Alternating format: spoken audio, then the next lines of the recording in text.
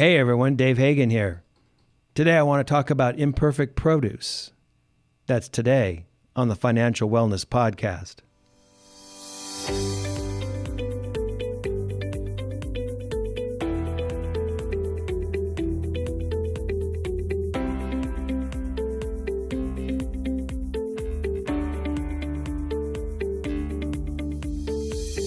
Welcome to the Financial Wellness Podcast, Dave's weekly message to keep you on your path to financial success. Here is your host, financial problem solver and talk show host, Dave Hagan. Hey, thanks, Nick. Today I want to talk about a company called Imperfect Produce. And I know you're all thinking, what is that? Well, Imperfect Produce is a company coming from the Bay Area up in San Francisco. And wouldn't you know, there's a kind of an oddball idea like this coming from San Francisco, but it's really cool. What they do is they buy produce from the farmers markets that the big stores won't buy. These are things that are maybe not quite as pretty as the other produce that you would get in the store. The crooked carrot, the potato that looks like a heart, or the Brussels sprouts that have a blemish. Perfectly good food, but it doesn't look as pretty, and the big stores won't buy it because it won't sell. So they buy it, and they put it in a box, and they ship it to your house. Now, there's a lot of cool things about this concept, because this produce was otherwise going to the landfill. So let me tell you why I think this is so important. But before I do that, let me tell you this. Imperfect Produce is not sponsoring today's podcast. They're not paying me any money. They don't even know who I am except for I have an account, right? I do have a nephew-in-law who works there, but I've never talked to him about his job. We just heard that he worked there and we signed up because we thought it would be cool. So I'll tell you how it works. Every other week, or every week if you want it, you get a box, shows up in the middle of the night, and they fill it with imperfect produce. And you can choose organic, or you can choose vegetables, or you can choose fruits, whatever you want. But we take the potpourri. We take whatever they send us. So every other week, on a Wednesday morning, we open the door and there's our imperfect produce. Now, the first cool thing about it is it's hugely entertaining.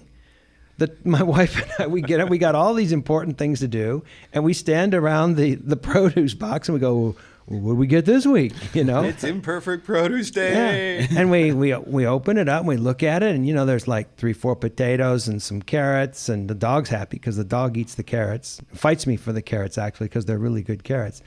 And you see what's in there, and now you start figuring out what you gotta do, what you gotta cook for the week. Do you guys take bets on what it's going to be this week, or? We do. I mean, it's really pretty cool. So the first thing is it's entertaining. We look forward to it. It uses up some of our time. It forces us to cook something that we might not otherwise eat. Normally you get into a routine of stuff you eat. You go, well, I'll get 6 chicken thighs and I'll put some barbecue sauce and put them in the oven, and you do that like once or twice a week, and you start to eat the same things. Well, now you get some leeks in a box, and it's like, well, what are you going to do with some leeks? I don't know. I'm going to repair it. Right? So it is entertaining to us because we have to go to the internet and go leek recipes, right. The week of Valentine's Day, we got 5 jalapeno peppers, really pretty peppers. And by the way, a lot of times we look at the food and we go, this doesn't even look imperfect. I don't know what's wrong with it. I think I would be angry if I didn't have like some deformed, horribly misshapen potato or jalapeno. I want to see something ugly. Right, like some potato that looks like the back of Jimmy Hoffa's head or something. Exactly. I mean, can you return it if it's too pretty, if it looks too normal? Too pretty, send it back. And so we got these jalapenos. I never cook with jalapenos because it's a pretty strong product. So what do you do with jalapenos on Valentine's Day, right? So I go to the internet and I'm looking for like jalapeno recipes, and I saw the recipe for like some poppers, like jalapeno poppers, right? So you take some cream cheese and you mix it with some Parmesan cheese, put it in a bag and squeeze it on down so it's like one of those cake pipette kind of things. You are making me hungry, Dave. Cut the jalapeno in half, scrape out the seeds, and put it in the middle, nice and pretty, right?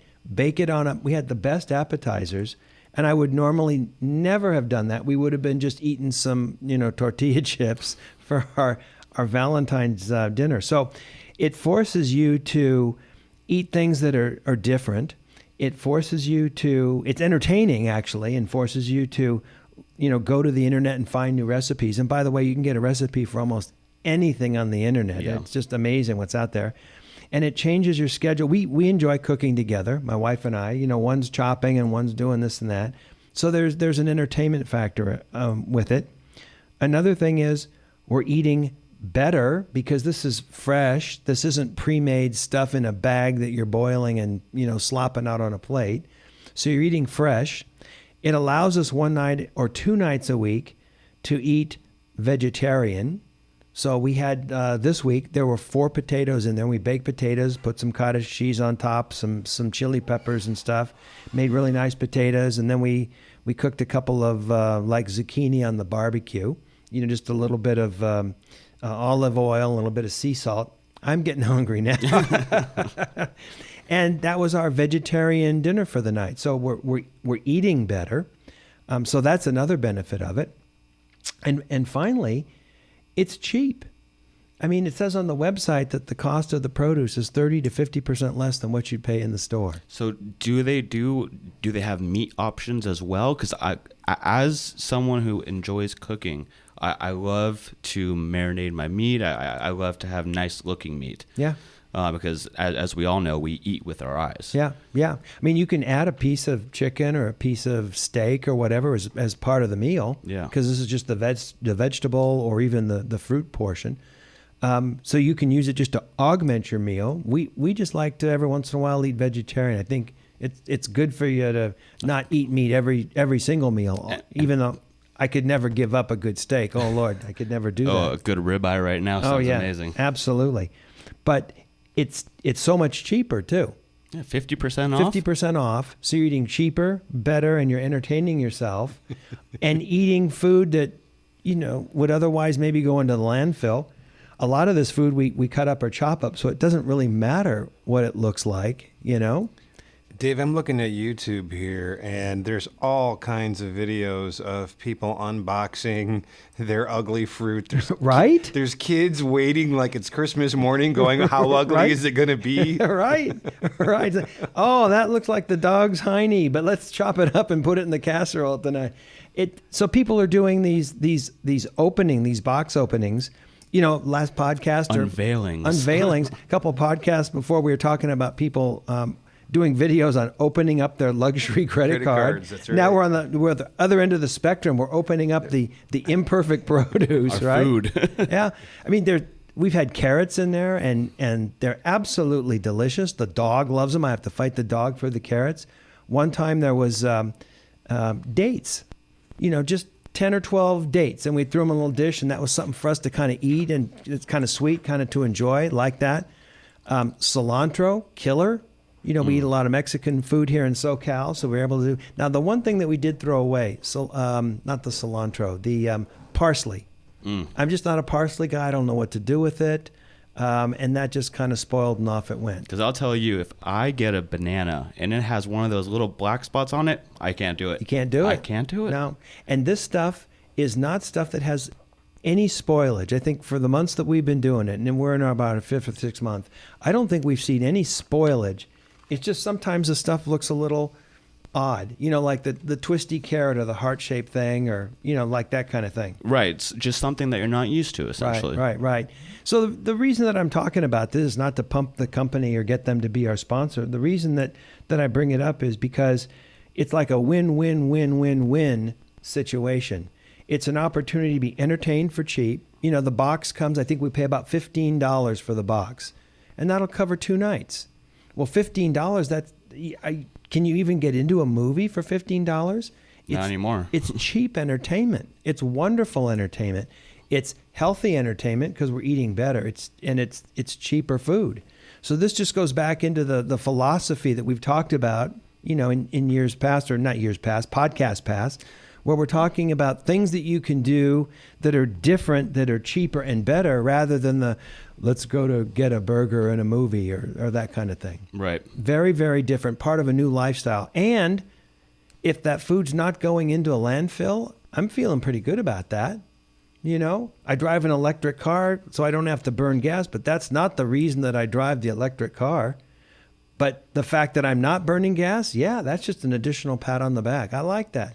I like that. Yeah, it's just a little booster, you know? Yeah. No, I like that. I like that a lot. So right now, I think they're delivering in L.A., Bay Area, Portland, Seattle, Chicago. I don't think they're on the East Coast yet, but they got to be expanding, because this just strikes me as a business model that's so cool on many different levels that I think it's going to expand. So look for that. Imperfect Produce. Look at their website. It's absolutely gorgeous. They got all these pictures. You see the pictures of all the fruit and all the vegetables on their bread? No, I'm looking at that. It kind of makes you hungry, right? And you're going, does. You know, and this is I love this concept, and I love kind of thinking about it in a larger mindset, because what else have we been throwing away? Right. Because it wasn't perfect in shape. Perfect or didn't work. All the stuff that we waste. All the, guess what? You get all the same nutrients, all the same value. It's going to get chopped up anyway. It makes a lot of sense. Pretty tasty stuff. We had a grapefruit come, and just one grapefruit, and so that was like a snack one day. Can't do it, Dave. I can't do. It was incredibly sweet and juicy. It was like incredible. It was great.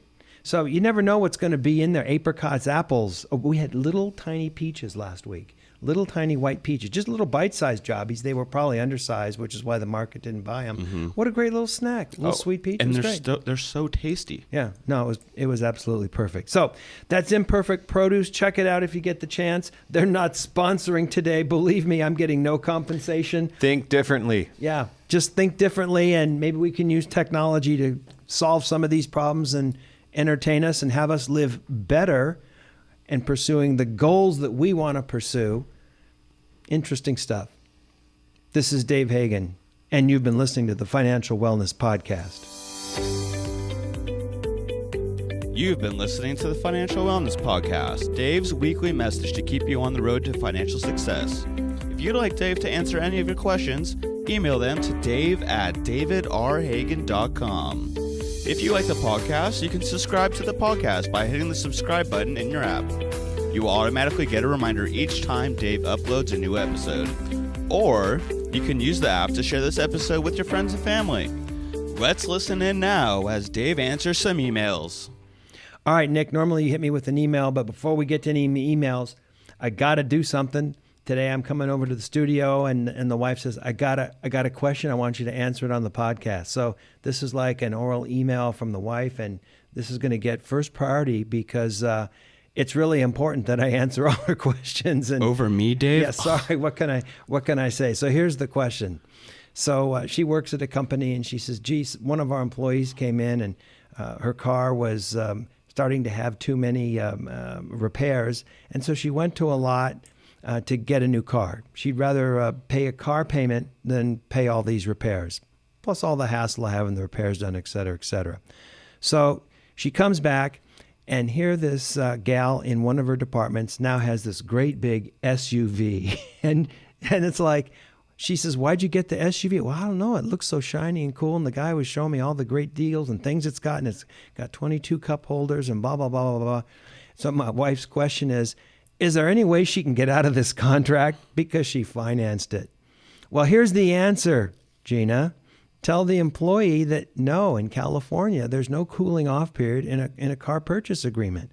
When you sign it and drive it off, that is your deal. That is your contract. So don't get caught up in these kinds of things where they talk you into a car, or they talk you into a shiny this or that, or a bunch of cup holders.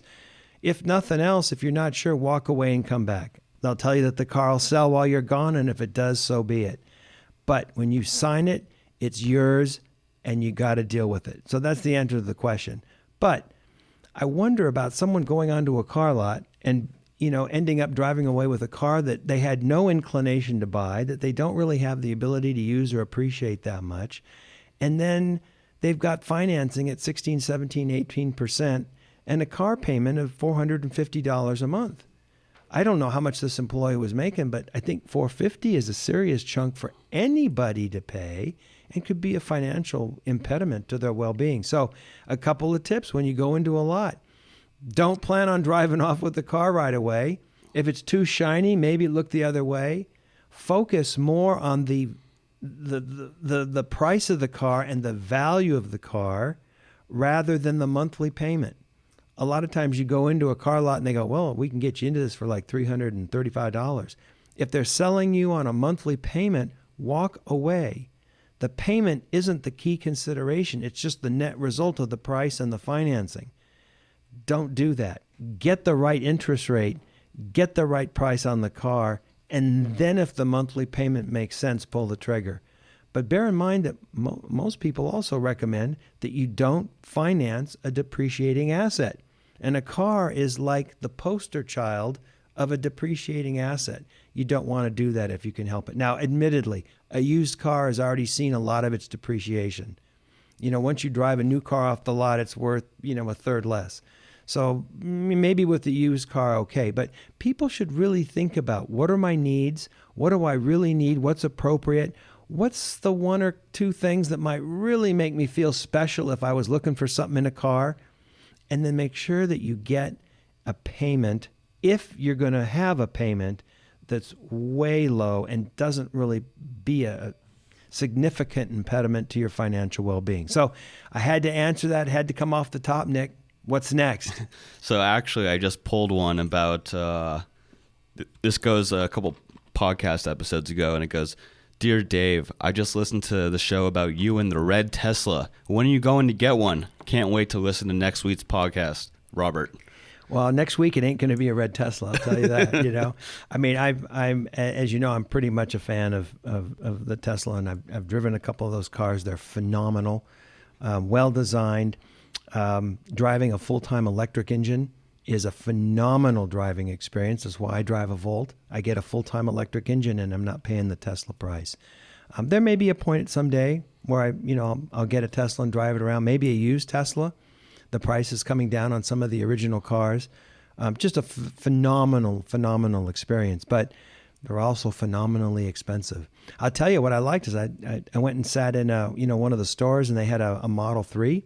Model 3 is about half the price of the big Model S. Is that the new one? Or? That's the new one, yeah. And people are already selling them. They signed up for them, they bought them, and they're flipping them. They're going back to the 3, or it's maybe not as big as they wanted. They think that they can get a bonus, for the sale of the car. And that Model 3 is a sweet little car. The dash is very minimal. It's all contained in that monitor.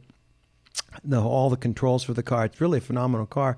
I think it's going to do very well if he can produce them consistently and with enough volume. That's a big if, and I'm rooting for him. But we'll see how that goes. But yeah, red Tesla. If the right deal came around, probably do it. I was standing in the elevator the other day, and there's a guy that's got a black Tesla.